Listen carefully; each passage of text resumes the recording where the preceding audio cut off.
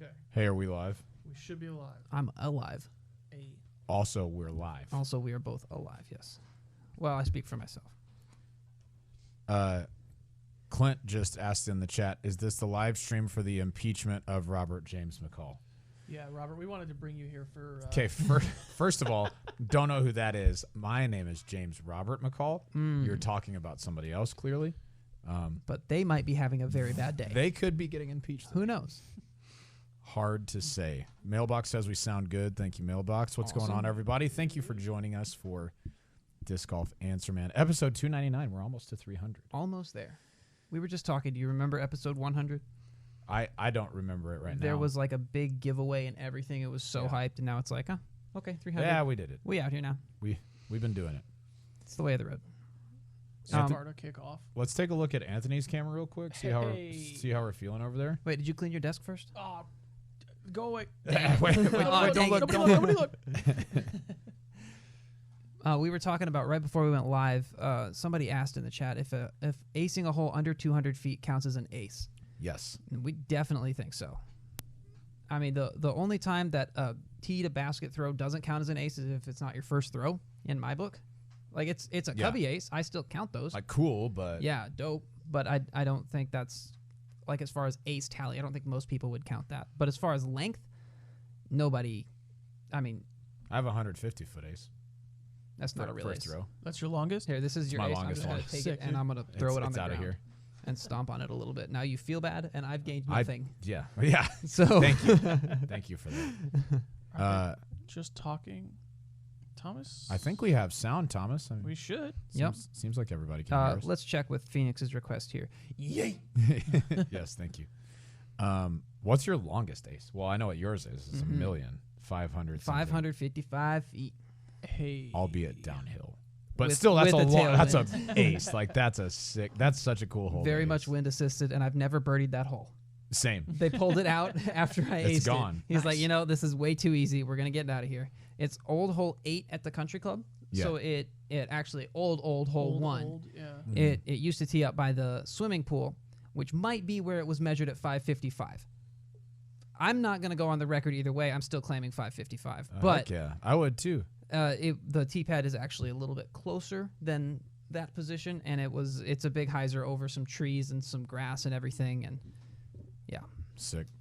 What's yours, Robert? I have one that I think it's like 370, but it was it was totally blind. I was playing by myself, had headphones in.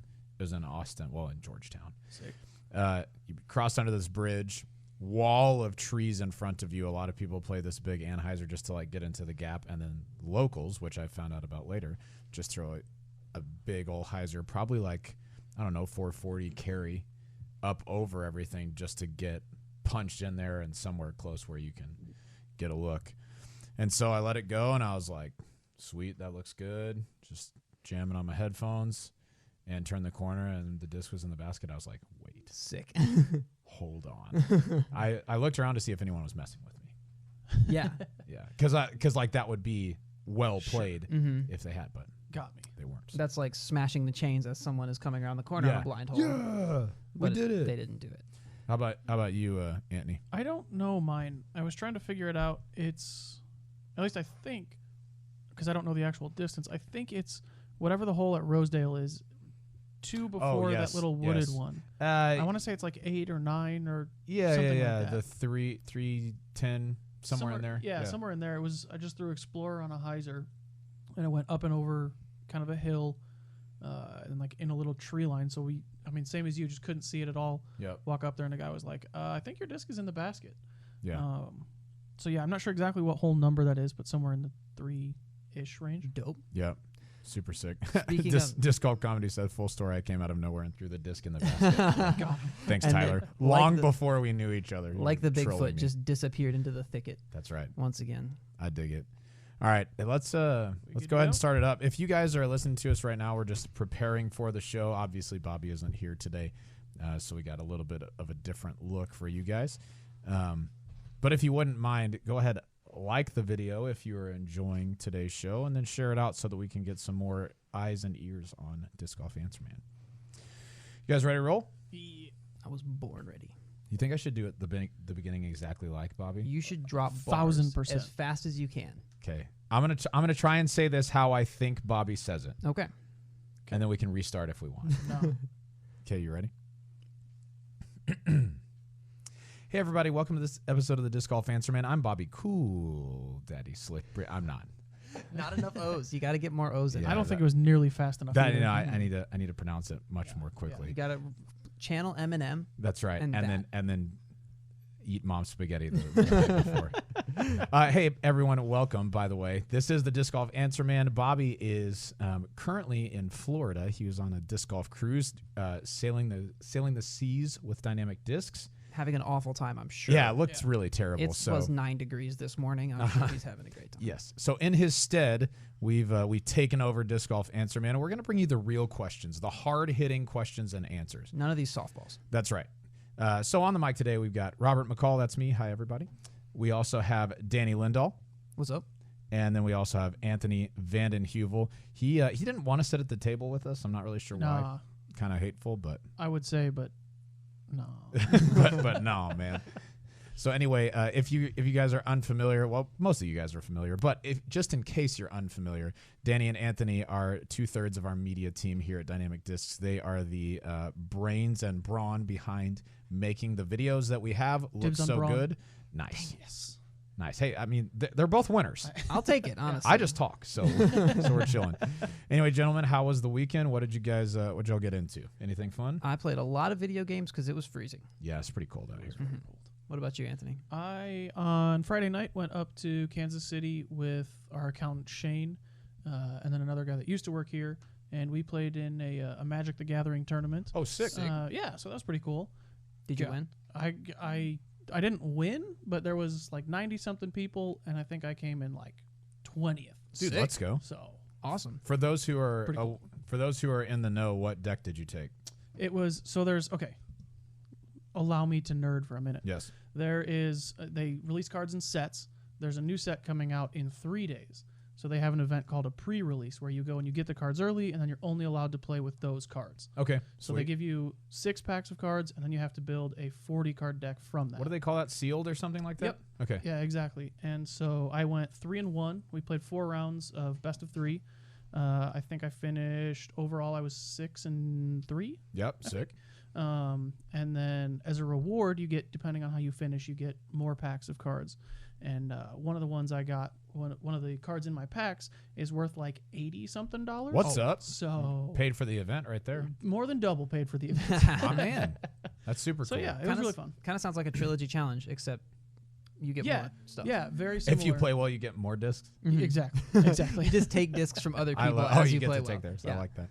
I played in a small little pickleball tournament this weekend. It was kind of spur of the moment. It was against mostly players better than me. I played with Dixon Jowers as well. We played doubles, and we got rolled by one of the teams. Dang it. But then everyone else we kind of stuck with somewhat close. We lost to several of them. We beat a few of them. Anyway, it was really fun. But yeah, no disc golf as of right now because, yeah, it's pretty very cold cold. outside. I've been checking through the Google form. We got lots of questions, so I'm going to hop into it. Anthony, Real quick. you got something? Yeah, go. I do, yes. I was lost in bragging about how well I played. Nice, okay. There was one guy, so they announce who you're playing against after every round, right? And one guy comes up and he's like standing behind me. There's a board, kind of like, oh, did I make the football team in high school? Right. And he walks up behind me and he goes, "Hey, Anthony." And of course, there's 90 people, so I'm like, oh, whatever. Right, You know, we're in Kansas City, an hour and a half Sure. away. And then, so I just didn't turn around, and then he goes, "Where's Danny?" And I found my name, and I started That's walking. your Where's Bobby like Yeah. for me. I was just kind of like, wait, did that actually happen? So I turned around, and the guy just looked at me smiling, and I completely blanked on asking him what his name was or anything because I was so taken aback of like, oh, that person is actually talking to me. Yeah. So Danny, some dude in Kansas City, says hi. Oh, what's up, dude? Forgot his name. Nice. What's up, guy? Dude, getting recognized out and about because of disc golf, it's pretty cool. It like That's super cool. the last, yes, especially for me where I'm behind the camera 90% of the time is like, Yeah. hang on a minute, this is weird. Yeah. Hey, I did see you did a 2-minute Tuesday though about the Hey. warden. Dude, check My this thing man. out real quick. I'll grab it. Okay, we're gonna take a quick look at this warden. Last thing that Anthony or Danny and I were doing was playing Overwatch recently. It's very, very fun. But also we're not great at it, so we we're tried our best. subpar. Yeah. We're probably like 8 90 rated. That's right. But anyway, check out this Warden that Anthony just showed. If you're a listener, just imagine a really cool looking Warden, and then you've got it. Yeah, it's black and white, bursty, red shatter stamp. Head to Dynamic Discs Emporia on Facebook, and you can enter into the giveaway. Check it out. Anyway, let's get into the questions. As always, you can go to discgolfanswerman.com to submit your question. You can do it via Google Form or via SpeakPipe, which is more like a voicemail. We have 11 questions on the Google Form to get to today. And every time Bobby says a number that we're going to get to, I say, we're going to do them all. And he's like, no. But now we are going to do them all. We can do it. Because we're doing them. Okay. Yes. First Google question comes from Shane. He says, hello, Disc Golf Answerman family. I've seen how cold temps, sub 20, single-digit temps Fahrenheit can make plastic items extremely brittle. I've broken a few poultry feeders and water dispensers by mistake on super cold days. I have a buddy who told a story about shattering a disc by hitting a tree while playing when the temps were cold.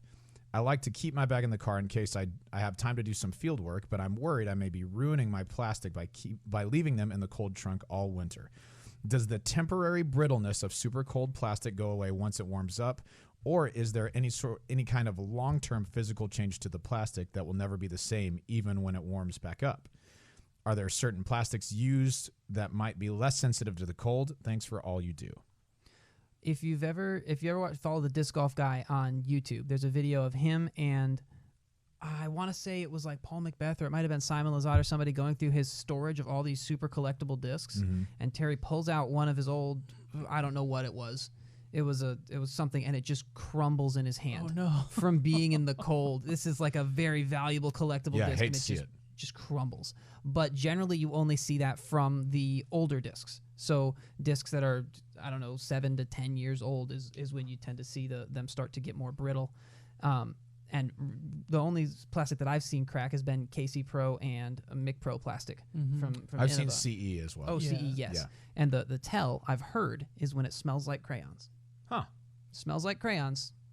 Maybe don't throw that one in the winter. Yeah. I've watched, so many of you are probably familiar with Jay Redding. He's a Texas legend. He's just a legend of the game, but Texas legend. I got to know him for a course that he put in where I went to college, and I watched him throw an 01 CE Rock, which now are worth, hundreds of dollars. But even then, they were worth a couple $100, and just split down the middle. Oh. Hit a tree and just, there you go. You hate to see it. See you later. So not much fun. In general, your more modern plastics are not going to have that problem. The blend and the soft even less likely to have that sort of Right. issue. Yeah, and premium plastics pretty rare for that to really happen. Definitely. Cool. Excellent question. I don't know if we've had that one on the And show before. timely I like it. too. We got that done in like a minute. It is timely.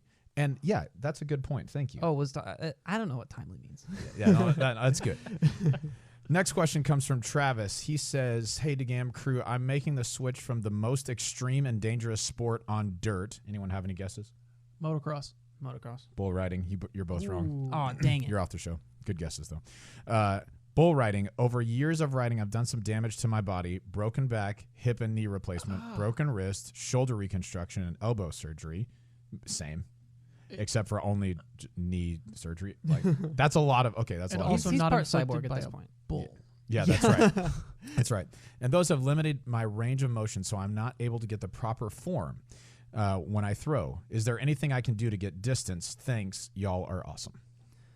Well, it seems like the tendency then is to think, well, I'll just get really strong and that will help me to throw really far. But that doesn't always work because the main thing that's happening when you're throwing is a quick motion, almost like a sprinter as opposed to a marathon runner or a deadlifter. You want to be fast. But what are his injuries? What did he say? I think just all of them. Just everything. Hip and knee replacement, broken back, shoulder reconstruction. I deleted the question already, Okay. but a lot of things. As long as you can get into the power pocket and push out and spin at the same time, that's the main motion to worry about. So if X stepping, if getting a lot of rotation from your lower body, if anything like that doesn't work, that's not super important to getting distance. The main thing to focus on is can you get into the power pocket and can you extend out of that? Sure. What would you think, Danny, about like if he just went full sidearm or like learned to throw lefty, depending on his injuries? Obviously, is that like if you're not able to use your right, I don't know, elbow well enough, maybe that's not a bad example for sidearms, but like, would it be better to just, okay, if this is your ceiling righty, maybe just learn to throw lefty? Yeah, maybe.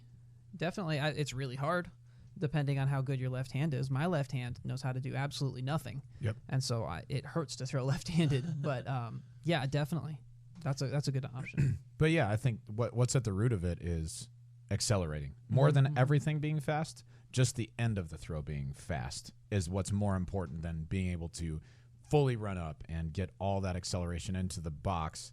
It's more at the end of it that's more important. Mm-hmm. Sweet. Hope those injuries improve for you. That's not a whole lot. That's a laundry list of them too. Yeah, that's a few. All right, moving on. Drew sent in a question about disc limits and pay to play. So we got 2 separate questions. He says, "Hey Bobby, Robert, and Eric, joke's on you. There's only one of those here today. Thanks for all you guys do for growing the game. Can't say thank you enough for your help with this podcast. 2 questions today. Number 1, I've been playing ball golf, his terms, not mine, since I was 7 and competitively since I was 13. The USGA has limits to the number of clubs you can carry in your bag. Do you think the PDGA will ever put a limit on the number of discs you can carry? For example, 16 to 18. And then he put possible hot take for future episode. I would say this is on a list of possible hot takes that we currently have. But in the meantime, I think we can talk about our thoughts on it right now. Anthony, what do you think, man? I don't see the benefit to limiting how many discs players can have. I think it'd be kind of funny if they said, okay, if you carry more than 25 discs, you're not allowed to have a caddy or something. Where if you're like Steve Rico or Feldberg back in the day and you're trying to carry 40 discs, like, all right, that's on your back, not somebody else's. Obviously, that would never happen. But no, I think you should be able to carry as many discs as you want. I think the defining difference between disc golf and golf is the if we lose a disc, we're done. It's like losing a club. So it would be somewhat similar to limiting the amount of balls that someone can carry in golf, which I know they do, but it's just. But you can take as many as you want out there. You just can't run out of golf balls, or you're DQ'd. Interesting. Okay, so yeah, that's kind of where the comparison is, I think. I always thought it was like you could only carry X amount of balls. You could just show up with a wheelbarrow if you want. Most people put. I'm pretty sure that this is correct, but they'll put 9 to 12 balls in their bag, and they're professionals, so like they're never going to lose all of them. However, I say never. This happened at a tournament last year. One of the gentlemen out there battling for his life on the golf course put one shot in the water and then put another one, and then just started getting frustrated and dunked him until he ran out of balls and got disqualified from the event. Oh. Another thing, Tiger Woods one time was winning a tournament with like 8 strokes. Got to his caddy was talking about this a while back. Got to the 18th hole, which was water carry, and everything was safe right, death left in the water. And Tiger's winning by like 8. He's like, yeah, I'm going to go for it. And his caddy was like, I don't know. He's like, give me the ball. I'm up by 8. I'm going for it. Yeah, I'm Tiger Woods. Yeah, but that caddy had realized a few holes before that he only had 1 ball left in his bag, and if he'd hit in the water, he got disqualified. Imagine how quickly you lose your job. Oh, no. Doc Zen hit us with a $2 super chat. He says, for Robert McCall using his magic disc power. Thank you, Which Doc. one is your magic disc? He just asked about what a good replacement for a Wraith would be. Okay. And so I just hit him with a couple of suggestions. I think the Flow is a really good substitute. And then the new Sergeant, when it comes out, it's going to be a little bit more overstable than a Wraith out of the box, but a fantastic substitute for something like that. We got a couple of events going on that we want you guys to know about that you've probably heard about a lot, but if you haven't attended, then you are missing out. The first of those is Veterans for Vets. Those events are happening right now. You can go to veteransforvets.com to find one in your area.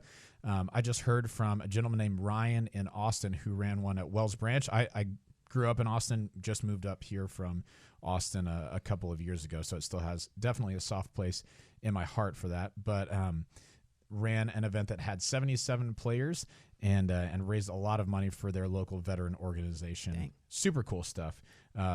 And it's just good to be able to do something for veterans where you can give back just to a local veterans organization, right? So Veterans for Vets is the way that you can do that. You can find events right now at veteransforvets.com. That is linked in the description. Yes. Anthony, let's do SpeakPipe question. We got a few of those today. We sure do. First one is going to come to us from Mike. I skipped the second question, but we'll get back to it. Go ahead. Go for it. No. Go do it. Okay.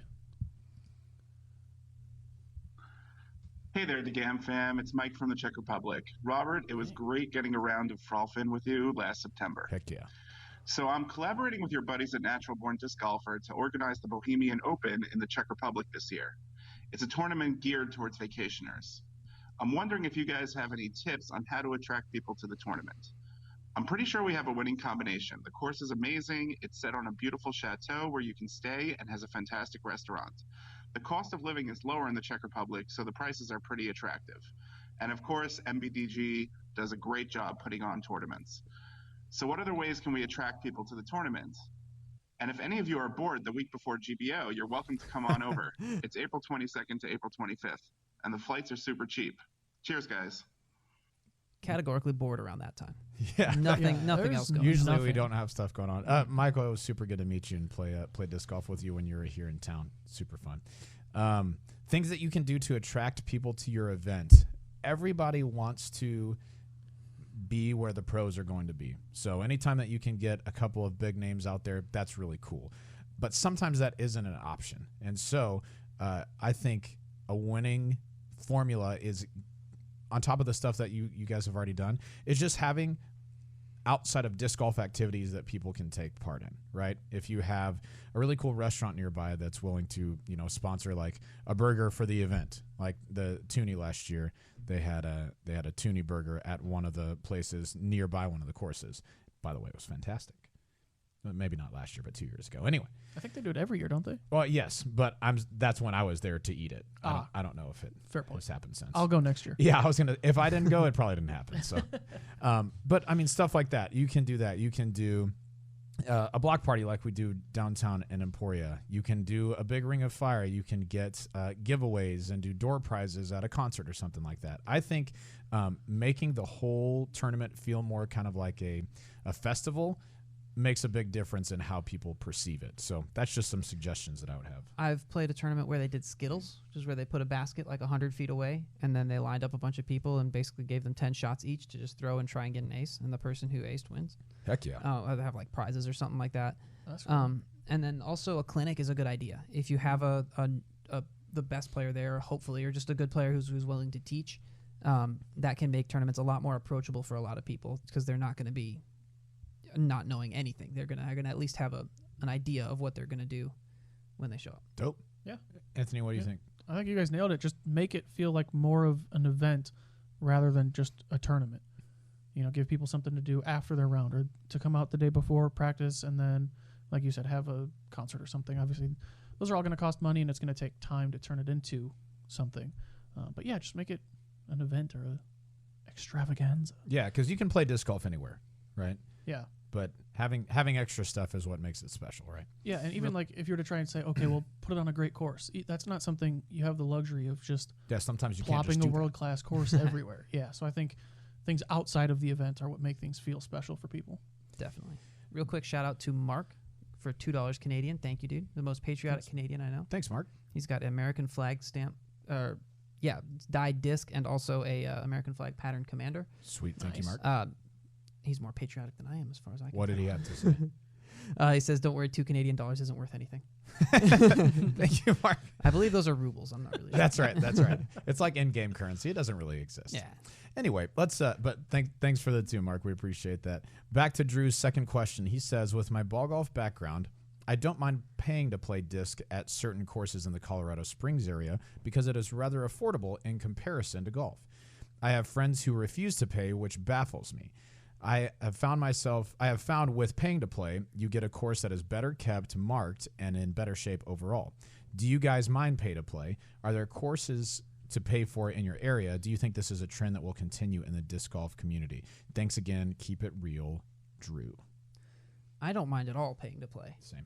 I think the higher quality course is worth it, but I think it's a good idea to have at least a free course in the area for just the chuckers that like to go around and just toss some discs and don't want to worry about keeping score, or they don't really care how good the baskets are. They just want to go out and toss and have a good time, as opposed to the players who are trying to improve and stuff like that. What do you think? I love playing pay to play. just for the same reasons that you said. Usually that means that the course is a little bit better maintained because there's something going back into the course most of the time. Rarely is there a pay-to-play course that you're like, wow, this sucks. Yeah. They haven't done anything with the money that they've collected. Most places are pretty good about that. Anthony, how about you? Yeah, I mean, if like you said, if the course is worth it, like Country Club here is the only course in town where you have to pay to play. You can go out and play Jones East, West, Peter Pan. You can play it till the sun goes down, not cost you a dime. But if you want to go play a Country Club, I think it's $5 or $8 or something like that, and it's worth it. You know, you're playing a championship level course. You know, it's going to be less crowded.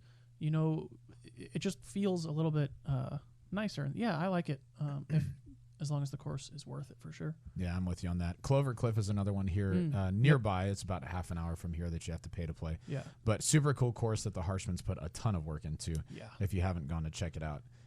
They've also got a bed and breakfast out there. It's a pretty cool place. So when you're in town for GBO, make sure and check out Clover Cliff Ranch. Got a super chat from Horseshoe Lake Golf Course. Hey, thank you. They say, nice studio and equipment, good sound. Keep it up. Thank you, Horseshoe Lake. We appreciate that. I can't take credit for any of it. Kind of, nor can the guys who are sitting here. Bobby purchased all of this. I'll take full credit for it. Anthony will take credit for the sound portion. Today. But anyway, yeah, thanks for the 5, man. Really appreciate that super chat. Let's hop back into the questions. This question comes from Creighton. Says, hey guys, love the podcast. I want to be better at recommending discs to people. Do you guys think there is a general distance mark that could go with speed numbers that would help you achieve the full desired flight? Using the example of a Raider, in order to achieve the full desired flight, you need blank feet of power. If so, what do you think those would be for each speed of disc? If there was a way to measure that, it would be easy to recommend a max distance disc for someone as long as you knew their average driving distance. Thanks. I think that's a great idea if you also know the nose angle, because if a disc is flying nose up, it's going to fly much more stable, and you could be throwing it very hard, but it's just not going to go as far if it's tilted back. But if you can get the nose down, then even at 300 feet of power, you're going to be able to get a somewhat normal flight out of a trespass, just as long as you get the nose down. So I think it's an interesting idea to think about the distance relative to the speed, but I think nose angle is almost more important than that. I don't think it's almost more important. I think it is more important, just plain and simple.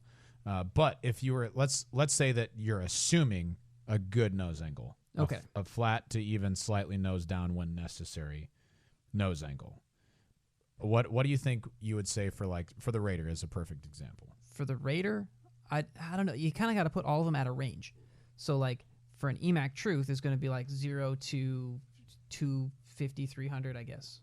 Is probably like a token throw for the EMAC. You're not smashing on it, but it's just a normal throw. And then getaways can get out to like 350, and then past that you have like a trespass. I would say the Raider, the shortest distance that you're getting a full flight out of it is probably like 350, maybe 380, and then and it goes up from there. Just like the EMAC goes down, the Raider you can throw it as hard as you want to, and you're still going to get a good flight out of it. Sure, I would say one kind of misnomer on what you're saying here is to achieve the full desired flight. That flight is different for different people on different discs. Like for here's a perfect example. Anthony loves the Maverick. He throws the Maverick all the time. Yeah, you can see he's flexing on him. He throws the Maverick all the time, and he does it really well. And for Anthony, who's I'd say Anthony's max is out a little bit over 400, maybe a 425, 430, somewhere in there. Consistently, I say usually about 4. Yeah. But full rip, I could maybe get a little Yeah, past he there. can get it out there. So the Maverick for him is going to be started on a little bit of hyzer, let it stand up to flat, and then work over to the right most of the time. Unless he starts it on a lot of hyzer, and then he can get it up to flat.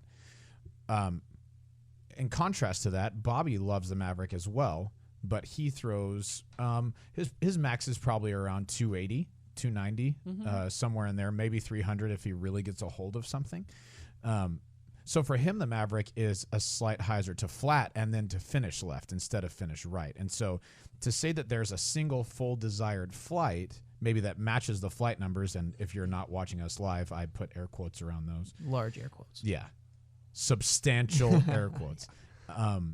I think that's a bit of a misnomer to say that there is one full desired flight out of a disc, right? For me, the Maverick flies a lot like it does for Anthony. But if somebody like, say you're throwing the Raider for your windy day disc and you're throwing it about 350, and then you have somebody like Eric McCabe who's throwing it for their bomber disc, who throws out to 450, 500 somewhere in there. Both of you are achieving a desired flight with that disc. You have it in the bag for that specific reason. Yeah. Anyway, good question. I like that. That's a good idea. I would say if you aren't just to kind of circle back to the beginning of the question, if you aren't throwing much over 300, I don't think there's a great need for a lot of high-speed drivers in your bag. Fairway drivers, sure, do it. But keep one for windy days or for forehands if you have a ton of off-axis torque on your forehands and you have to have that to make it fly. I'm not saying that's good, but I'm saying if you have to do it to make it work, do that. But if you're not throwing it much over 300, I would not recommend a high-speed driver most of the time. My favorite disc for that range is the Escape because it's usable, easily usable at 300 feet, and then even if you have a ton of power, it's still going to stand up to it pretty well, and it'll go almost as far as distance drivers. Yeah, thanks for submitting the question, Creighton. I appreciate that. Anthony, let's do speak pipe numero dos. All right, this one is coming to us from Ryan. Hey guys, 2 questions for you. My first question is, I'm a pretty new player. I haven't gotten my PDGA membership yet, but I was thinking about getting one. And what is the lowest rating that a player can have for a PDGA membership? And my second question is... I'll go ahead and pause it there. We can answer that one first. Can it go negative? I have never seen a negative. I have seen some in the double digits. All right. It was by... probably like a junior. It was something. a junior, I think 6 and under or 8 and under, at like their first tournament. Sure. Yeah. And it doesn't matter at that point. yeah, I mean, who cares? But I mean, I've seen ratings in the double digits and then in the low hundreds and 200s, things like that. So there's really no minimum. I cannot imagine a case in which there would be a negative rating. But yeah, I would guess the lowest you could go would be 1, but that would probably be if you had a toddler out there throwing a disc 1,000 times per hole. Yes. Yeah, I think like realistic, like you said, double or low triple digits. Yeah, for sure. I mean, technically though, you start out with whatever the 1,000 rating is, and then it subtracts points for every stroke. So technically, I guess it could probably get negative, but we've just never seen it. It could, but it would like a take mercy rule. Well, I think it would take a really specific situation like that junior girl playing the same tees on a country club or something. And then even at that point, let's say country club strokes usually are about 7 points a stroke, maybe 8. They'd have to lose to that player by 120 to have 960. Let's say they're 8. To have 960 rating points below their average, they'd have to lose to that player by 120 throws. Oh man, that's a lot of throws. That's not enough daylight for that much. No, Yeah. Certainly not. Anyway, All right. second part. Next question. Oh. Or How does second part. like a bead on a mid-range affect how a disc skips? Like, I have a Gator. I know it's not a dynamic disc, but like, I feel like it doesn't skip as much as my Zone, which is also not a dynamic disc. But All right, sorry, Ryan, we can't answer that for you. Yeah, Get him outta here. microphone muted. is that because it has a bead or what? Or maybe I'm just not throwing it as on like the right angle to get the skip? I was just wondering about that. Thanks for answering my questions. Have a good day. I have science. Let's get it. Are you ready? Okay, when a disc is coming in on its side towards the ground, and it pushes up on the side, it lifts the front, and that's what causes it to skip. So as it hits the ground, because the disc is rotating, the force on the side is translated to, it's coming in this way. Okay, it's coming in this way. It's spinning this way. Upward force hits here. It actually lifts here. So that's what causes the disc to skip. So the bead doesn't really change how much force is hit up or down on the disc. I would guess that a bead might have more surface area to contact the ground with. Yeah, just to slow that skip action. Yeah. But then something like a Justice, I would say, skips more than an Anvil, which is beadless. Mm. So I don't know. I think it's relative to the mold. but I just wanted to share this. Yeah, I think like you said, the bead would have more surface area, so it might grab onto the ground a little bit more, but I think that'd be a minuscule difference. I think plastic matters more. Yeah. Plastic and then the stability of the disc and everything like Definitely, Yeah, something like a Fusion or Lucid that's more slick. that. Mm-hmm. That I mean, those just tend to skip more than like blend or soft or whatever. Mhm. Yeah. Another thing we want you guys to know about is U.S. Amateur Match Play Championships are coming back in 2020. Usamp. Yeah, that's right. We go with USA MPC because that doesn't sound It really very doesn't. good, but you know. Usamp. But we're going to work on the All acronym right. and maybe make it better, like Bo Body from The Office. Anyway, these brackets are beginning with the local brackets in March.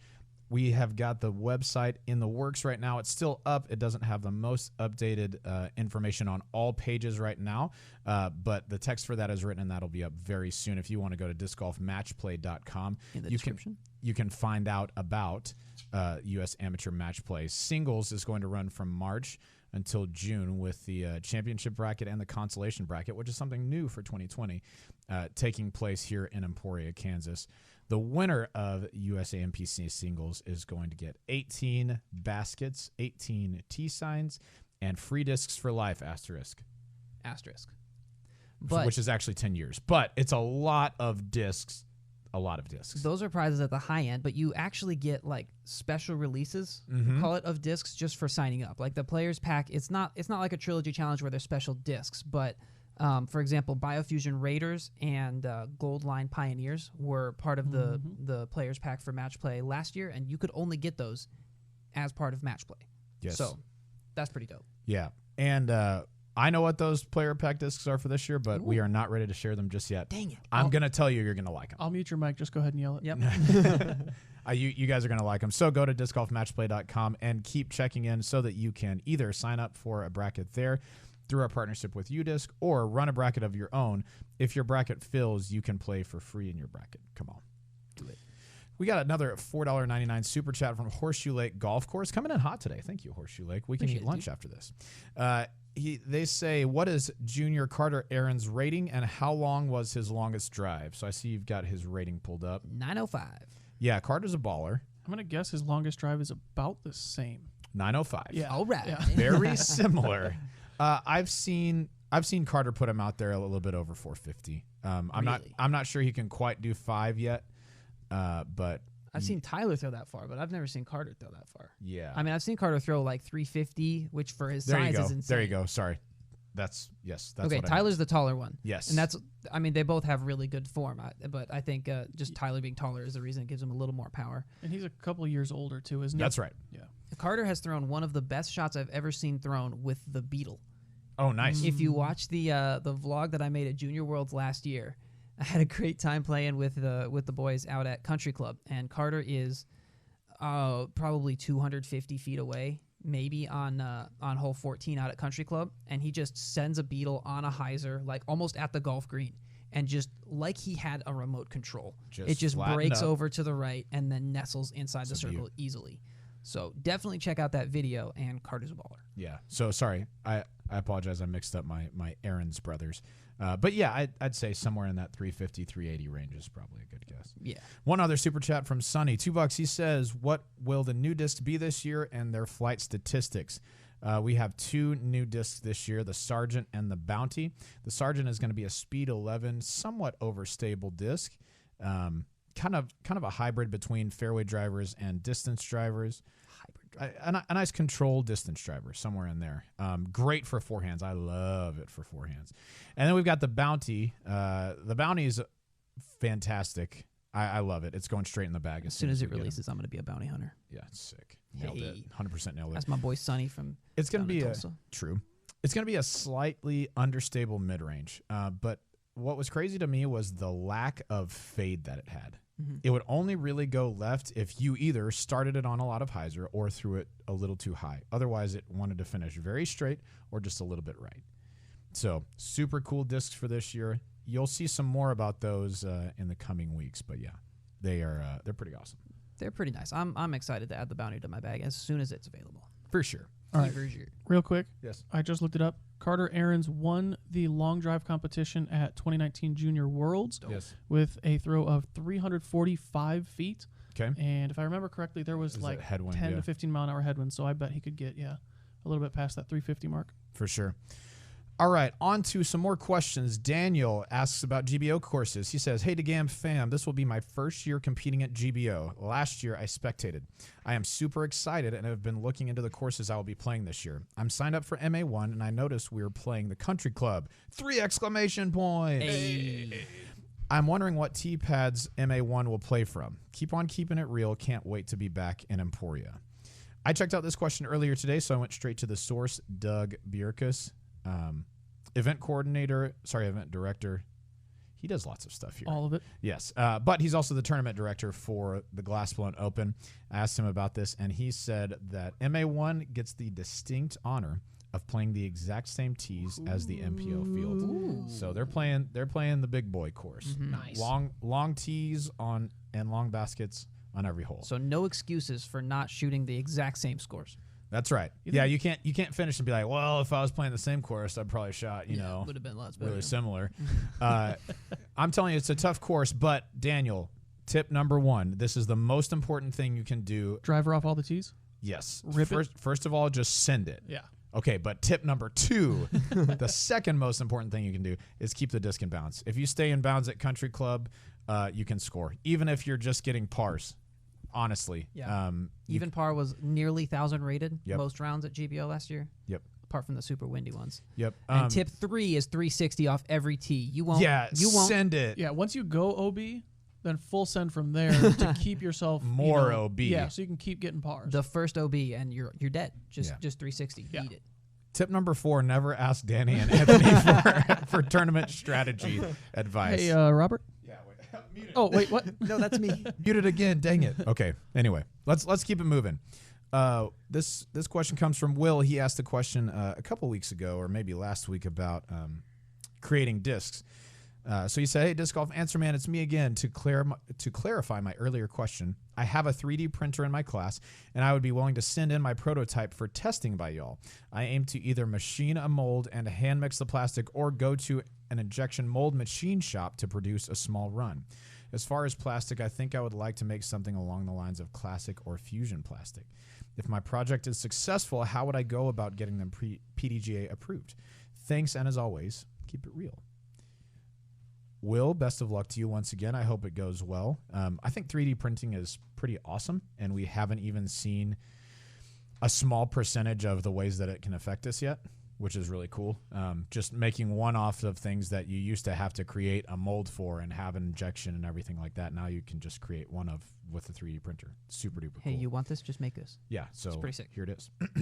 There is a minimum they have to send to the PDGA 3. to get approved, right? Oh, is it? Mm-hmm. I thought it was considerably higher. You have to send Okay. 3 examples to the PDGA, but as of a couple of years ago, the disc has to be widely available in a quantity of 500 or more within a month before Worlds to be PDGA approved. So if you're talking small batches, your small would have to be around 500 to get PDGA approved. 503 minimum. Now, they may be working on that and changing it up a little bit. I know because there was a bit of confusion last year on release dates and who got the discs and how many were released. So I know that they're updating that a little bit for this year. But I know that you send 3 over to the PDGA for testing, for stiffness and all that stuff. And then there's an approval process that follows that. And I don't remember how much it is to approve. It's not free. I think it's a few $100s or something like that. Don't remember off the top, though. But in regards to manufacturing, you've seen the Latitude production facility, Yes. correct? Mm-hmm.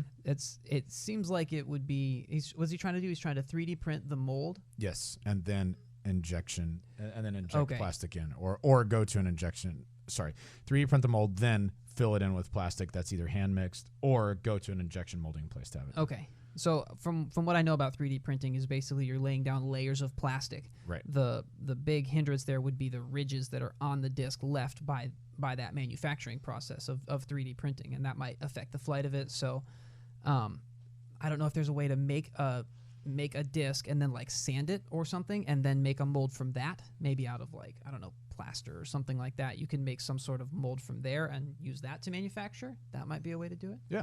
But also, I've got an idea for a disc throwing machine. Okay. If you know how to do 3D printing, hit me up. Nice. That's it. Hit him up.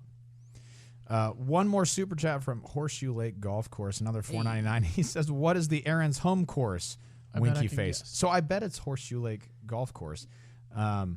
Yeah, the Aarons they're ballers. Yeah. That's what it comes down to. So if you are up in Washington or anywhere in the Pacific Northwest, you need to check out Horseshoe Lake Golf Course. Thanks for the super chat. All right, let's keep it going because I said we are going to get through these questions and we still have 5 here and 2 there. So let's We get can it. do it though. Easy. Eric Oakley's calling me as per usual. All right. This question comes from Ian. He says, he's from Australia. Hey. You'll understand why from context clues in a moment. He says, Mate. "Good day, fellas. Good eye, fellas. Yep. I'm wondering how to increase my arm and or wrist release speed. I've asked more experienced players and they say I'm doing fine, but I feel I'm lacking technique to get extra distance. Should I focus on increasing RPM or increasing release speed?" Heart, Ian from Australia. All right. I think the number one thing to make sure that you're doing is getting your hand on the outside of the disc.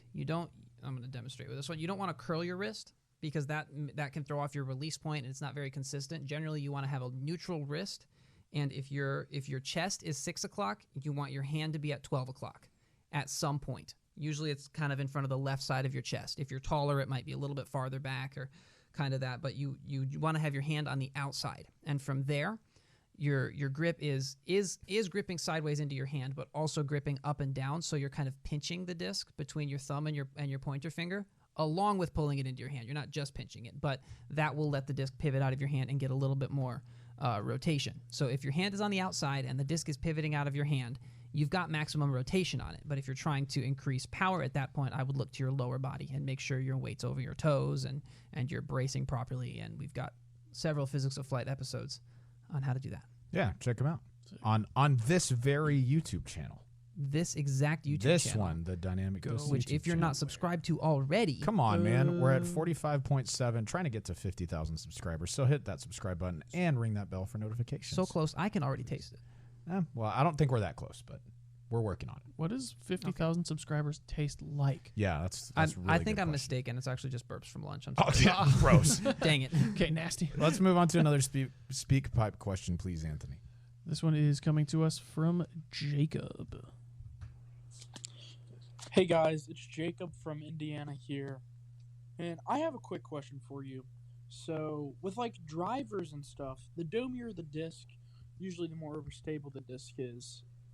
Correct me if I'm wrong, but when you look at like overstable putters or overstable mid ranges, usually the flatter ones are the more overstable ones, right? Like for Innova, you have the Gator. For Discraft, you have the Zone. For you guys, you have like the Suspect and the Justice, although I've never had a Justice, but I'm pretty sure they're flat, or like the Harp, which is flat. So why is it that the domier of the disc is more overstable for like fairway drivers and distance drivers, but not necessarily for the lower speed discs? Thank you guys. Have a great day. I don't know if I would agree with that across the board. Yeah. Because like the flatter, like Lucid X Felons are way more overstable. And he was talking about some Innova discs. I know the flatter Firebirds are way more overstable as well. Right. And then for us, like the EMAC Truth, the really overstable ones are really domey ones. Yep. So I think that kind of varies more mold to mold. Yeah. I think it varies run to run as well, because the reason that a disc is more or less stable is because the nose is higher or lower relative to the rest of the disc. So Yeah. what causes a disc to turn is when the air splits on the nose of it and air goes over the top and over the bottom, and the air over the top pushes down and causes it to turn. That's why this diamond is pretty understable. It's got a pretty low nose compared to if we had a Felon here or something much more stable, the nose would be a lot higher. And so when discs are made, as they're like the pressure is packed into the machine and the pellets and everything, I don't know the science behind it, but sometimes the dome will lift and that will pull the nose up, and sometimes as the disc flattens out, it'll kind of pull the nose up.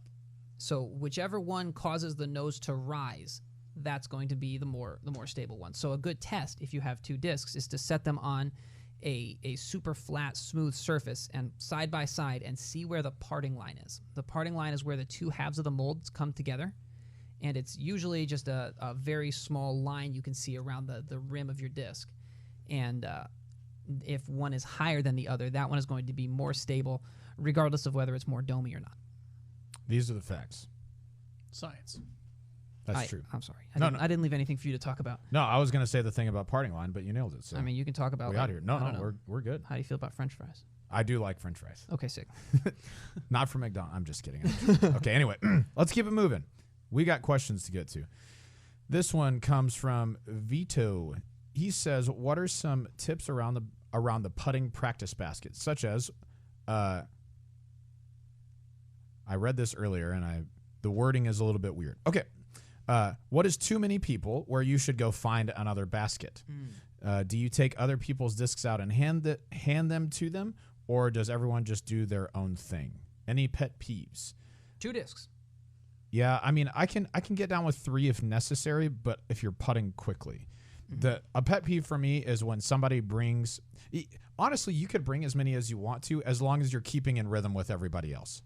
Yes. So, like, if you have 4 putters and everyone's doing, a 5-second routine, 10-second routine, and they're putting their 2, and in that same time you're doing a half of that routine and putting your 4, I'm fine with that. That's totally cool. Just as long as you're not doing that thing where everyone has to wait on you after everyone putts for you to go and putt your other 2 putters or other 3 putters or however. I mean, I've seen up to 5. Or the one guy who goes and does jump putts. Yes. While everyone else is practicing 20-footers. Yeah, maybe chill on that. So, Did he say specifically like before a tournament, or I thought he said like practice putting, like just around the practice basket? Like it doesn't say before a tournament, but Okay. you assume at a course or something. Sure. Yeah. If you're trying to practice like to get better, I don't want anybody else there. Yes. I like to be by myself. If there's one other person, if it's you and a buddy or something, then okay, cool. If you're playing a game of like horse or whatever, but yeah, if you're like practicing trying to get better, the least amount of distractions possible. Yep. I agree on that. I usually just take 2. And before a tournament, I don't putt many outside of about, 35 feet or so. Most of them are in that 20 to 25 range. The ones that are kind of the confidence builders that you feel like you should make. But you always want to get a few of them in there before you start. I'm trying to practice making putts, not missing putts. Yeah, correct. So yeah, I don't go out to like 80. I'll maybe take a couple of jump putts just to feel what that feels like. But if I don't make them, it's not like, oh man, I suck. Yeah. It's just you're just trying to get the feel. I'm the guy that walks up 5 feet away. Like while everyone else is like 25 or whatever, I'm drilling the 5-footers because I don't want to have missed a putt when I get on the course. Danny's just dropping them in. I love it. I'm gonna nail all the drop-ins today, guys. You don't even know. One other thing that you guys need to know about, because we're talking about practice baskets. Ooh. We've been talking about the Scout basket, which is our portable practice basket, for quite a while now. And we've gotten pushed back in production several times due to things outside of our control. However, very soon, I typed a lot of E's when I was typing this, very soon, I'm scouting and I see it on the horizon. the Scout will be released. Whether it's tomorrow, whether it's next week, I'm not going to say, but I am going to say you need to keep your eyes peeled on dynamicdiscs.com. They're going to be awesome. They're quite solid baskets. I'm hyped for it. Yes. They're going to be awesome for personal practice basket traveling around, but also for schools that just don't have a lot of space or want to move things around really quickly. I think the Scout is going to make a fantastic practice basket. So keep your eyes on dynamicdiscs.com for those. 3 questions left on the Google form. Our next question comes from Sam, who I've seen in the chat today. Thanks for joining us, Sam. He says, hello to GAM fam. I have another question related to putting. My family got me a practice basket, how apropos, for the yard, so now I can practice putting and approaches from home. Nice. I do decently well at putting at home for rec division. However, the practice doesn't seem to carry over onto the actual course. Most of my shots at the course today seem to either miss low or to the right. I primarily putt with a stagger stance and have somewhat modeled my routine similar to Paige Pierce: disc above head, drop to waist, extend arm up, and out for release. I know it's difficult to know exactly what the issue is without seeing it, but any advice would be greatly appreciated. Thanks for all you do and all your hard work. You have a great segment in Physics of Flight about this, I think it was. Do you? Do you want to just rehash that real quick? I mean, I'll tell you what I'll tell you what it is for me when I'm putting well at a practice basket and not putting well at a tournament is putting is all about confidence. If you aren't confident and you're not following through, you're not going to make putts. Plain and simple. Maybe you luck a couple of putts in, but if you're not following through, it means you're not confident. And if you're not confident, you're not making putts. That's what it comes down to. So when you're practicing, you want to practice like you are on the course. And when you're on the course, you want to putt like you're practicing. So always do your routine. Always, always, always. Unless you're drilling muscle memory, always do your routine. And then another thing that I would recommend for you is that a lot of people do, when they're thinking routine and thinking their style of putt, a lot of people do extra stuff, right? A whole lot of extra stuff. And I'm a big proponent of doing as little extra stuff as you need to, right? Your routine, which is what you're thinking and what your aim point is, that's one thing. But when you get ready to putt, I want my motion to be backwards, forwards. That's it. Make sure that you're shifting your weight from your back foot to your front. But like I don't do extra stuff with my arm. I try to keep my elbow pretty much in the same position until I extend out.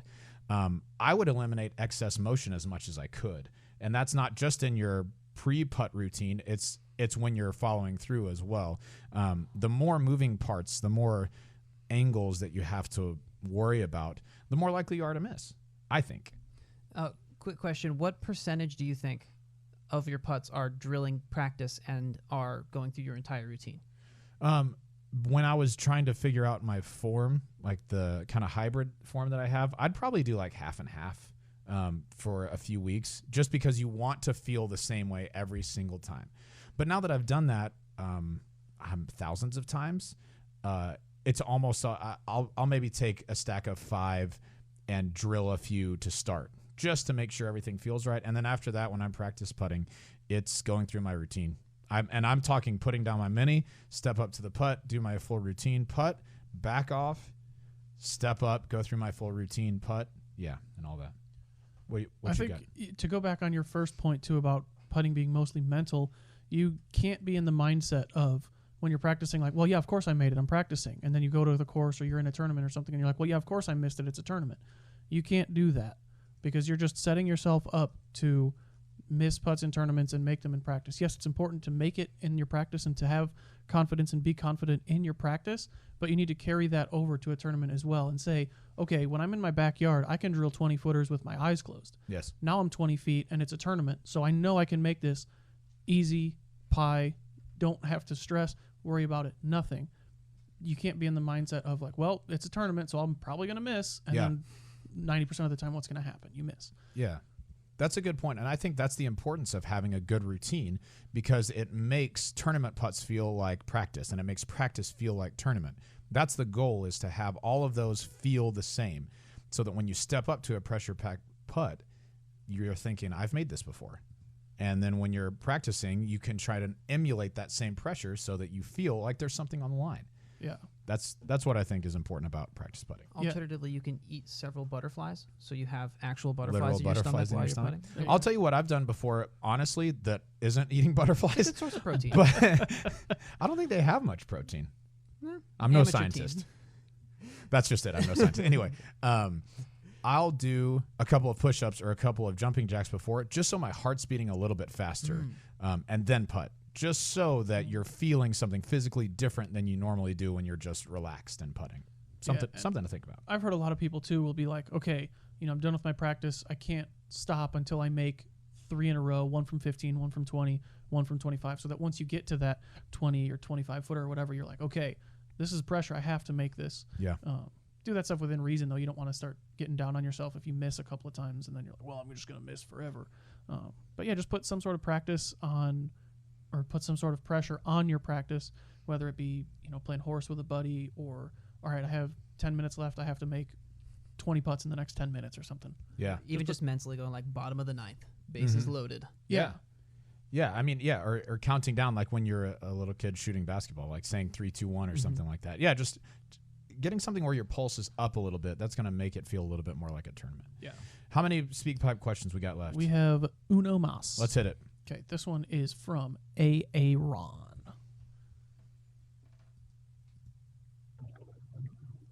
Hey, Disc Golf Ansman crew. This is Aaron from Massachusetts again. My question is regarding rainy and snowy weather. I'm new to the sport, and I recently played around with a sponsored Westside player, and he told me that I did really well for how early I am in the sport, and that I probably would have done a lot better had it not been rainy and wet outside. So my question to you guys is, how much does having wet or snowy footing affect how you throw or play? Is it a lot worse, a little worse? I just, was curious of how you guys react to that kind of weather. All right, thank you. Bye. I saw somebody in the chat earlier say, you guys should stop saying bye. It's annoying. I was like, you can say whatever you want on your podcast, and we will say whatever we want. You know what I have to say to that person? Bye. Bye. Snow and rain affects every player. Mm-hmm. Some players are just better at handling it, right? So think about, people used to call Ricky Wysocki, and I guess they still do sometimes, Raincoat Ricky. The reason was that he plays really quickly and doesn't think through a whole lot of stuff when there are adverse conditions. He just picks a disc, picks a shot, and commits, plain and simple. Sometimes that means he slips off the end of the box. Sometimes that means he doesn't have perfect footing, but he's gone so fast that by the time it's out, it's like, man, he's fine, you know? I would say for me in adverse conditions, I have to temper my expectations a little bit. And be aware, if I normally go and shoot 5 under on this course or 6 under or whatever it is, there are going to be some of those holes, maybe they're tweener holes that are like, in that 400 to 450 range that I birdie when it's nice outside. But now that it's not, my max distance isn't going to be what it normally is. And so playing smart shots and collecting the pars when I can, and like making sure that par is secured and then getting birdies when I can, that's how I usually play in adverse conditions. I also want to make sure I'm super well prepared, so I'm bringing a ton of towels, including a big towel to step on the end of the tee box with if I want to. If you haven't practiced it, the first hole of a tournament is not the time to practice it because it's totally different. It's just a lot different than anything that you're used to. But if you've practiced with it, making sure that you have that equipment around, that's a big deal. So yes, you certainly would have played better in the snow and rain. There are some people who handle it better than other people. And it just comes down to practice and like staying light on their feet. I'm a really legs dependent player. I feel like I plant kind of hard. And so when it's rough outside, I have to slow down a lot. But then there's like, Nolan Greider from Austin comes to mind, or actually Emac is really good at this too. He's really light on his feet. And so it feels like he could plant on anything and be fine and just send it. Mm-hmm. So, yeah.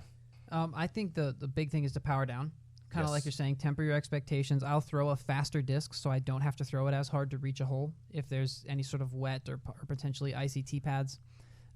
You're not going to be able to throw with the same form and the same power that you have when it's dry. If someone sends me a form check, like a video, and they're throwing in mud or on a wet tee pad or in the snow, the Finns like to play in the snow, and it's ridiculous. They're throwing in like 6 inches of snow on the tee pad, and it's I mean I don't know how they get out there and play in that, but it's you're not going to have your normal throw, so it's you need to temper your expectations. Having nice shoes helps. Waterproof shoes is great, or like Robert said, putting a towel down on the front, but just don't throw as hard and know that you're not going to be able to get as much power as you normally do.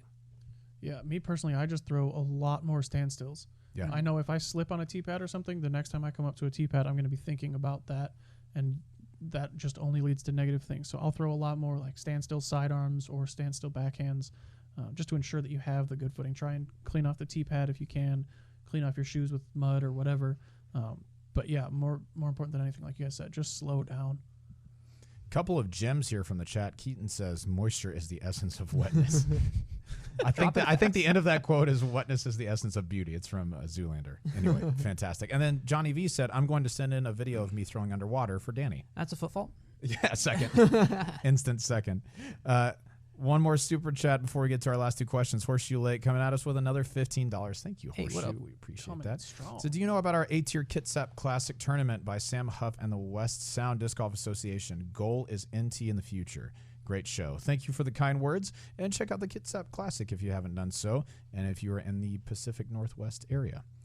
2 questions to go. The first one is from William. He says, I had my form down pretty well last year until I tore multiple ligaments in my left foot and was forced into a walking boot for over a month. You hate to see it. Ow. I've been slowly working my way back onto the course, but have noticed it's difficult to get my left foot facing the proper way when setting up the X step, and even more difficult getting the same push that I used to get into the brace. This has resulted in a noticeable loss of distance and control. Are there any alternatives to the X step that might help, or should I just keep practicing and hope some of the form returns to normal? I think the first guy that jumps to mind as an alternative X step is Miles Seaborn. And Devin Owens kind of does the same thing, but he's a lefty, so don't worry about it. He's a left-handed. He does kind of a crow hop, where it's sort of a sideways crow hop, where his feet don't actually cross. It's not actually an X step. It's more like a pause step, where his feet don't cross. And the main thing to focus on with your off foot is that your weight is over your toes. So I don't know if it's comfortable or if it's possible for you to throw with your weight over your toes. A drill that I will commonly recommend is throwing with your off heel, in your case right-handed, your left heel off the ground. I don't think that's a good way to throw for every shot, but just to get the feel of it, is throwing with your left heel off the ground is going to naturally force you to engage your back foot without trying to push off of it as hard as you can. You never really want all of that power coming from your back foot. You just want to engage it so it's sort of driving your weight shift. So keeping your off heel, in your case your left heel, off the ground is a great way to do that. Nice. Yeah, the first one that came to my mind was Steve Brinster. Oh, yep. He does that little Brinster hop thing too, yep. Yeah. Like you said, pushing into the brace is not as important. Like, you're not trying to shove your weight onto your front foot. Not even when I'm putting, I try to think, I'm going like 80% back to now 80% forward. I feel like your weight is maybe not even that much back before it comes forward. It's kind of just in between to forward. Yeah. Yeah. So I would say one other thing before we move on to our last question. Don't make a lot of changes to your form because of an injury for fear that you won't be able to throw the same anymore. Because I started playing back before, not really before my knee was healed, but when I was really hesitant on it. And as a result, I round a lot more than I used to because I was afraid to put weight on my front leg. And so I would just trying to whip my upper body. And now my knees are healthy enough to play disc golf, but that form is still there. So I would say don't make any big changes that you're going to make permanent, that you're going to practice a whole lot until you are back healed and ready to go. That's what I have to say on that. Hashtag not a doctor. Yes. Yeah, I'm definitely not a doctor, but I've had some knee surgeries and had to come back from them. And it's just not fun to try and fix form after you've learned it. I was unaware that you were not a doctor. I'd like my money back, please. I've never said I was a doctor. Last question from Josh. He says, does Dynamic Disc actively look for pros who grew up playing soccer to sponsor? I figured baseball or Ultimate made more sense.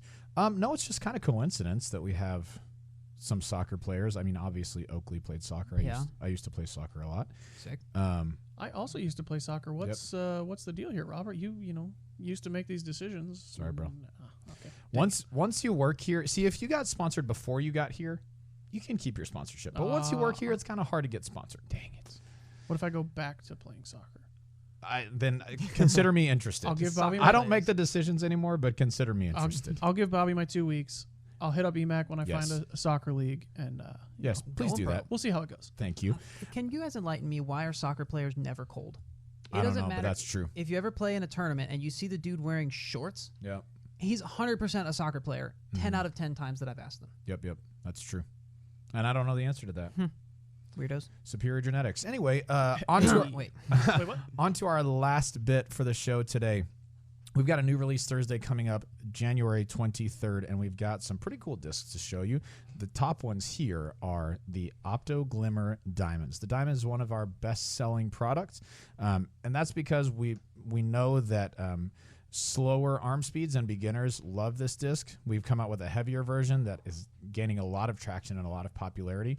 And these are just a really cool looking version of that diamond. So we've got the Opto Glimmer diamonds. They're going to be available this Thursday Okay, on check out this disc. dynamicdisc.com. Check out this disc real quick. It's like purpley now. Whoopam. Now it's gold. Yeah. Whoopam. It's got Now a little pink. bit of a color shift to it, which is pretty sweet. Whoopam. So check those out. And then we've got some sweet Happy Skull putters in some of our favorite molds. We have the Latitude 64. This is a medium pure. We have the West Side Discs medium shield. And then we have the Dynamic Discs blend judge. So if you're trying to, spook some people out, if you're trying to, look, Danny was visibly spooked. There's just now. skulls on all this other one, but this one is the one that really got me. Very spooky. So if that's your thing, if you like the skull art, and it's kind of a dot art, like a stipple kind of dot art, it's pretty cool. If that's something that you're interested in, go to dynamicdisc.com and check out all of our new releases there. That's pretty much. Those aren't dots. we've Those are got. actually smaller discs. Oh, they're very small discs. Nice. So that's going to be it for our show today. If you haven't done so already and you are listening to us on a podcast app such as Apple Podcasts, Spotify, or Stitcher, or any other podcast app, if you go on there and rate us with a 5-star rating, we would greatly appreciate that. It helps us to show up a little earlier on search results. And if you wouldn't mind giving us a 5-star rating, that would be greatly appreciated. Can you do Emacs part, please? What's Emacs for? 5 stars. Oh, 5 stars. Yes, thank you very much. So if you wouldn't mind dropping in a 5-star review for us, we'd really appreciate that. Thank you guys so much for joining us on Disc Golf Answer Man. By the way, we're out of questions, so we need you guys to submit some. If you'll go to discgolfanswerman.com, submit your questions there through the Google form or through SpeakPipe. We will have more questions for next week's show. If you're with us on the YouTube chat right now, stick with us. We're going to get into the after show with a disc golf hot take. And if you are not on the YouTube chat with us, we will see you tomorrow when you hear this very same hot take. Bye. 5 stars. Sick 5 stars. Sorry, I was thinking about if there's a Windows Phone podcast app. Ooh, I don't know. So if you use a podcast app that's on a Windows phone, let us know. Yeah, we need that. And it's also like 8 years old now at this point. Yes, that's correct. YouTube chat, thank you guys for joining us. We are going to get reset for our hot take show and then get going. In the meantime, if you guys would drop some questions in the chat that you'd like us to interact with. Also, once we start on the hot take, we'd love to hear what you guys think about that. I think we've got a pretty good one for today that you guys are going to enjoy. Horseshoe Lake. This showed up just after the end of the podcast, so I'm sorry about that. But another $4.99. He says, can you end the show with another shout out to Carter Aarons and the Horseshoe Lake Golf Course? We sure can. Thanks, man. Thank you for all the shout outs. And I know that I would love to get up to Washington, Oregon, those areas at some point and play some golf up there. That's one area of the country I haven't been able to check out just yet that I would really like to. Same. It looks beautiful up there. Yes. I like Sam says all OB should be marked by inflatable tube men. The wacky waving inflatable arm flailing tube man. Oh, Molt's in the chat. What up, Molt? Hey. Thanks for joining us, my friend. If you guys haven't checked out Molt already, he is a gamer on YouTube. I think he also streams on Twitch. And mostly does mobile gaming, but he's been getting into disc golf more lately. And he's put together some fantastic videos of rounds that he's played, as well as some products that we've sent over to him. So if you haven't subscribed to him already, you can go to his main channel, which is Molt, and then you can go to Michael Holt Disc Golfer and subscribe to him there. While you're in the subscribing mood, if you'd go ahead and subscribe to Dynamic Disc, that'd be great as well. Let's you ready to start the new one here, Anthony? Yeah. All right. Doing hot takes or after show? Yes. But which one's first? Well, I mean, they're the same. Okay. Yeah. All right, chat, are you guys ready? Here we go.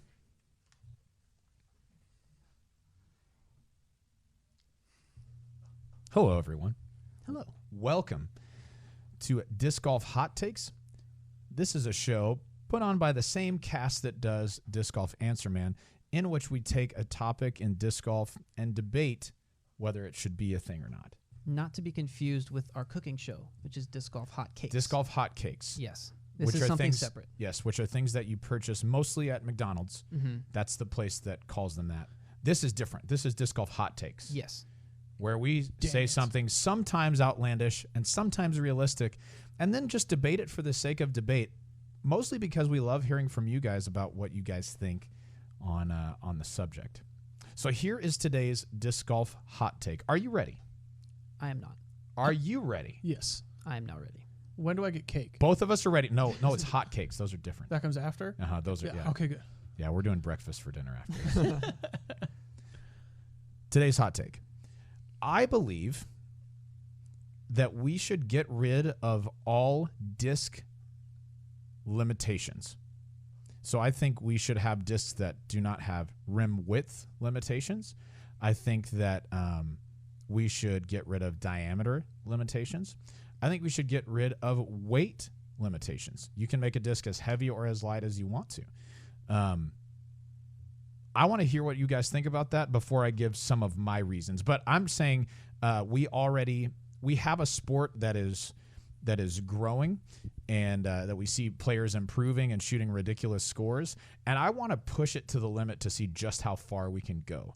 And by removing some of those things, I think we would see stuff that would be even more incredible. You know, maybe Macbeth's 18 downs or 19 downs if he has a disc that can go 50 more feet or 100 more feet. Maybe treacherous approaches are different if you could use a disc that's very heavy and that's easy to land and keep by the basket. So I'm going to go on the side that we should remove all disc limitations, assuming that it's still a solid piece disc, right? We're not including aerobies, which is just a bit of rubber or plastic with a big ring that you can send for forever. I'm not talking about those. I'm still talking solid construction discs. Your thoughts? Well, let's start with a little bit of a history lesson. Okay. So the reason that discs originally had a weight limitation is because when people were looking for discs, it wasn't widely available to be able to find the heaviest ones. Okay. So at tournaments, and based on your area, you would be able to find heavier discs. I think that, and so they limited the weight of discs so that everyone would be able to know when they found the heaviest disc. I think that, given the online shopping, that reason is pretty much not really a reason to limit the weight anymore, because people can find most every weight that they need for discs. One of my favorite mispronunciations goes, it's now a mute point. Yes. It's a moot point. But you don't have to talk about it. Hotcakes. All right. But the argument that I would use is safety. Yes. Because there's a list of items on the PDGA website here for this article that is listing them in order from most dangerous to least dangerous. Least dangerous has Nerf ball and table tennis ball, kind of moves up to soccer ball and softball, and it ends with javelin and bullet. See, I'm in for including both of those. I'm just kidding. I'm not. Those seem excessively dangerous. But yeah, anyway, I think his argument is that as discs have gotten heavier and towards that very sharp rim and that heavier weight, they've gotten more and more dangerous, which isn't usually a problem because we're playing on our dedicated area, but on sort of multi-use areas where there might be people picnicking or there might be other park goers around, having a heavier disc can pose a real danger to them. Obviously, getting hit by a disc now doesn't feel good. Sure. But having a heavier disc could pose a danger. What do you say to that? Okay, yes. It could be more dangerous if we're talking about places that are multi-use, right? This is going to assume some discretion on the part of the user, which is a big assumption. Trust me, I know. But maybe, all right, so let's say we have a dedicated disc golf park where we don't really have to worry about the safety issues that you're bringing up. Maybe there could be two separate types of courses, one with restrictions and one without. Like one that I think of is Fountain Hills in Arizona. Yep. If you're throwing a 300-gram disc with a speed 19 rim, that's probably going to be trouble if somebody gets hit by it. Now, I would also make the argument that that a speed 12 disc with a sharp rim, that's going to hurt just as bad. I think it's going to do the same amount of damage. You're still having a bad time. Yeah, no matter what. So you know what? I'm taking it back. I'm saying that I understand the safety issues, but the safety issues already exist with the limitations that we have. Removing those limitations, as long as we're not saying like you can put razor blade edges on the side of discs to cut through trees or anything like that. Yeah. I think removing those limitations doesn't make it any more dangerous than it currently is. Thoughts, Anthony? I am with your last point there. There's people in the chat talking about, well, I'm going to start throwing softballs or saw blades or whatever. I think we still limit the materials, right? Like you can't have a metal disc or nothing magnetic. Yeah, it can't have it can't come to a razor point or a razor tip or something like that. I think we still use plastic, and then I think we make divisions for it. Right, so like in Mario Kart, you've got your 50cc, 100cc, 150. We kind of have a similar thing with open, advanced, intermediate, whatever. I think we just put a, whatever you want to call it, unlimited, unrestricted, open, super plus, open. Yeah, even more open division. I like even more open. We currently have MPO and then we have EMO. Yeah. Even more open. It rolls off the tongue. So I think, fine, you could do that, but also at some point, you're going to have some diminishing returns. My hand is only so big. I can't grab a 37 speed rim. I'd have to throw it with both hands. And at that point, you're only going to throw it so far. Or if a disc is super, super wide, try and throw a hula hoop like you do a disc. You're going to smack yourself in the side. Mm-hmm. It's going to go 3 feet. So I think there's going to be some sort of diminishing returns where maybe we'll take it to the next level and then somebody will try and go even past that, right, and it'll just come crashing down on them. And I think that diminishing return is probably what drives the actual limitation of where it ends up. Exactly. Okay, so Gateway made a disc several years back. I think it was called the Ninja. And it was a speed like 15. It was a wider rim than anything we'd seen at the time, and it was not PDGA approved. It's like, I don't remember if it said it on the disc or not, but it was not PDGA approved. And you could send it. I mean, it was like holding on to a 2x4, but you could send it. I think that competitors who have natural physical gifts like longer limbs, bigger hands, shouldn't be punished by having to use smaller discs. Like, think about a James Conrad, right? Yeah. Tall, or even taller than that, Big Germ. Mm-hmm. Big Germ has very, very long limbs. He could probably use a speed 15, 16 disc. Something that in rim width is closer to like 2.6 centimeters, 2.7, because I think our current longest widest rim is 2.3, 2.4. That's what I was thinking. Yeah. So let's say he could go up to 2.6. Maybe it makes it easier for him now to hit 600 feet, and that's just one of the benefits that he gets for being a bigger fellow. Like, maybe that's part of it. Maybe this makes people want to use grip like friction gloves more often, so that if you don't have huge hands, you can still get a better grip on the disc. I don't know, but I do think that that law of diminishing returns hits at the point where the disc is too wide to be thrown effectively. But I don't think we've hit max disc potential. No. Where we're at right now. Sure. So if you think of someone like Eagle McMahon, how often does he grab a maximum distance driver, a 13-speed disc out of his bag? Depends on the course. Not very often, though. Yeah, but depends on the course. It does, but in general, you're not going to need at a top skill level. You're not going to need that much more speed, and arguably, most people shouldn't even be throwing distance drivers in the first place. Okay, I can dig that. So, what's the point in making even faster discs that an even smaller segment of the population will be able to use? On top of that, some of the most popular distance drivers, like our Enforcer or discs like the Destroyer or something like that, they are 12-speed discs. They're not at the limit of the things, of the specifications, and they are the most effective discs at flying well for disc golf. So at what point do you say, like, going any faster isn't really going to benefit us all that much? Number one, because we don't really need anything that goes farther, because we are already pretty much using discs to their maximum potential. See, but pretty much is what I'm trying to get at. What if there exists a potential just beyond what we've got, where 600-foot throws were standard, if you could control them? Because you still, like, one of the difficulties, like you said, is not everyone can throw a high-speed disc, and the people that can, you're risking some control. What if now you have to risk that even more, but the benefit is 100 more feet? Yeah. Amiro Mantic in the chat. Am I romantic? Okay. I like Amiro better. Yeah, I get it. Fine. He said he brought up how Shaq had problems with free throws because the ball was too small for his hands. Okay. I think the difference with that is that we're not all using one disc. right? We're not all throwing a lid and that's it. This is the disc that you use to play disc golf. It's not like Ultimate, Right. where it's like, this is your Frisbee, you use it. We have a million different disc options. So I think, if they were allowed to bring, if Shaq was allowed to bring his own basketball, then you better believe he wouldn't be bringing one that's too small for his hands. He would be bringing ones that fit him and that work for him and that complement him and allow him to be the best player that he can be. Yeah, I can dig I that. say we just do that with discs. Let Big Germ have a wider rim disc because he can grab onto it. I cut you off a little bit. Go ahead. At some point, you need to draw a line, though. At Okay. some point, there needs to be a limit. Okay. Because safety, if it gets to be too sharp of an edge, then you're going to have Sure. a safety concern there. And so you're not talking about getting rid of these limitations. You're talking about expanding them.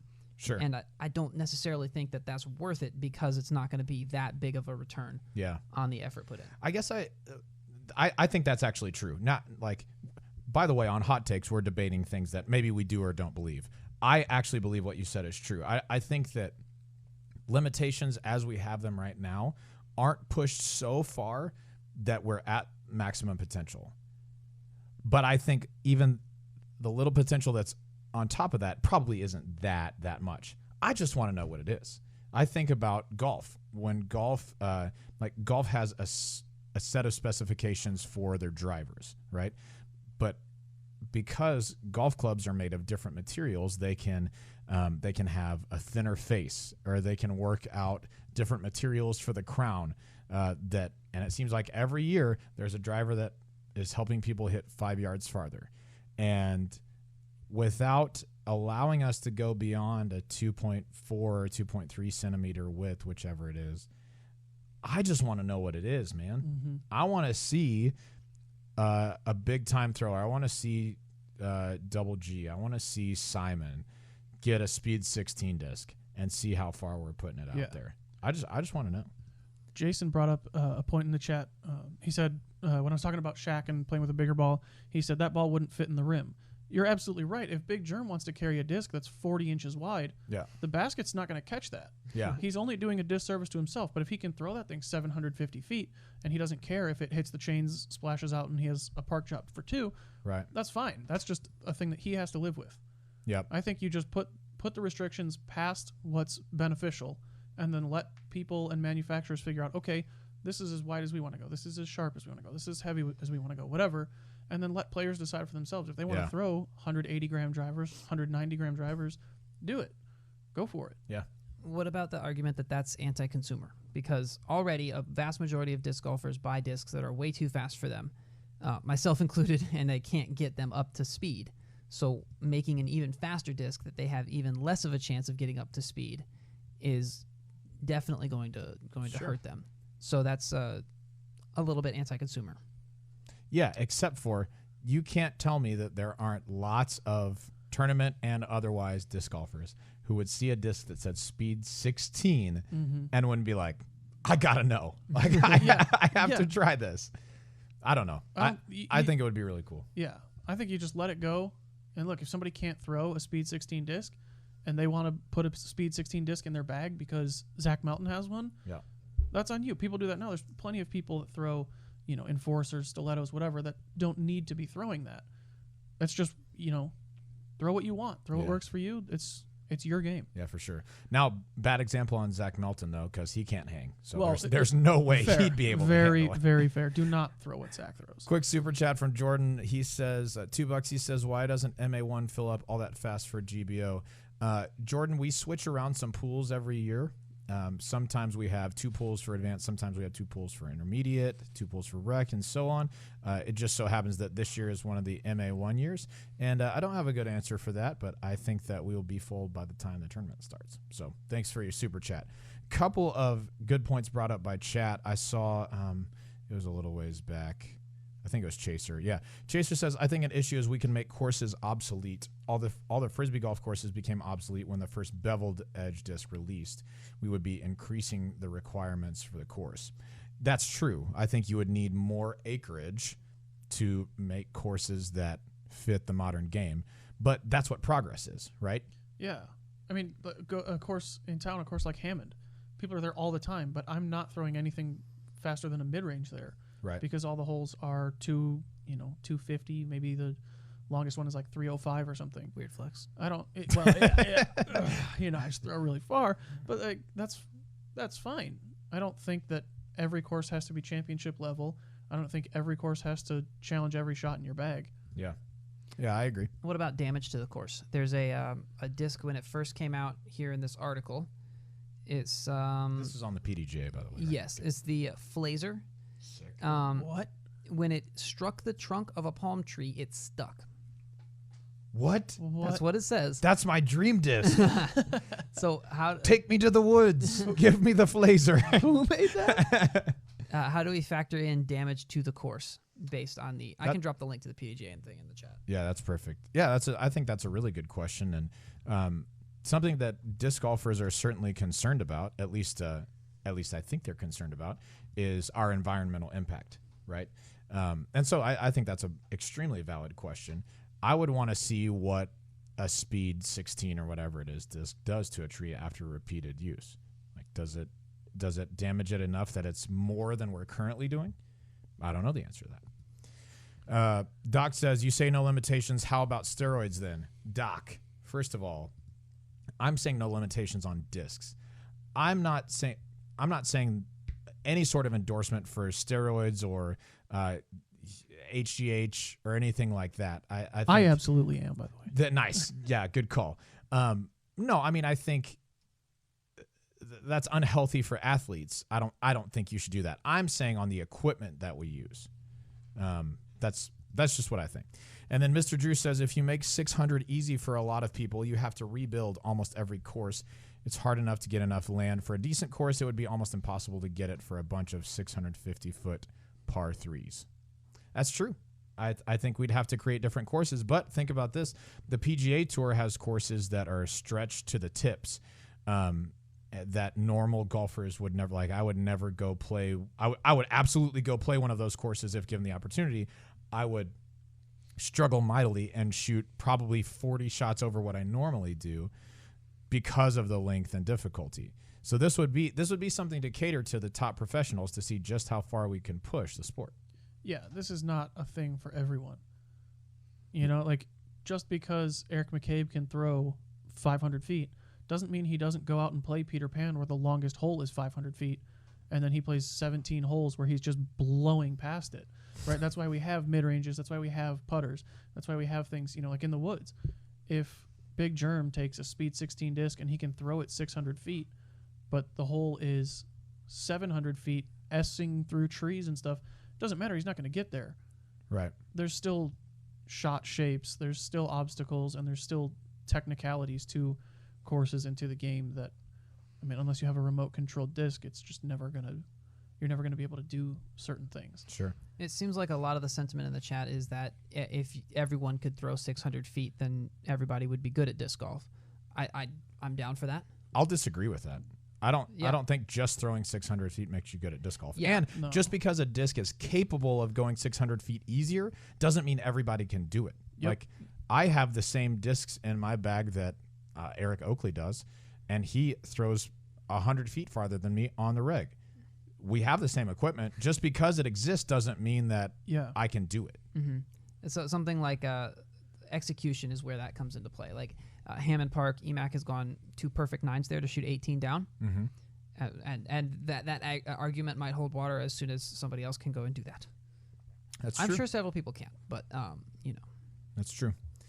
Well, that's pretty much going to do it for our disc golf hot take this week. But what we really want is to hear from you guys. So if you'll go to the Disc Golf Answer Man Facebook page, we're going to post this topic in there along with the podcast, and we'd love to hear your comments on there. You'll also probably see it on the Dynamic Discs Facebook page in the form of a blog post. So if you missed, if you want to go back and listen to some of these points, or if you want to refer people to the podcast, you can do it there. As always, if you're listening to this for the first time, we appreciate it. If you wouldn't mind subscribing to us on your favorite podcast app and giving us a rating of 5 stars if you've enjoyed the content that we have. Thank you very much. That's going to do it for Disc Golf Hot Takes. Thank you for joining us. We will be back to our regularly scheduled program next week when Bobby is back. Probably more tan from the cruise. potentially. Probably more margarita from the cruise. Hopefully. It's hard to say. Anyway, thank you guys for joining us. We'll catch you next week. Bye.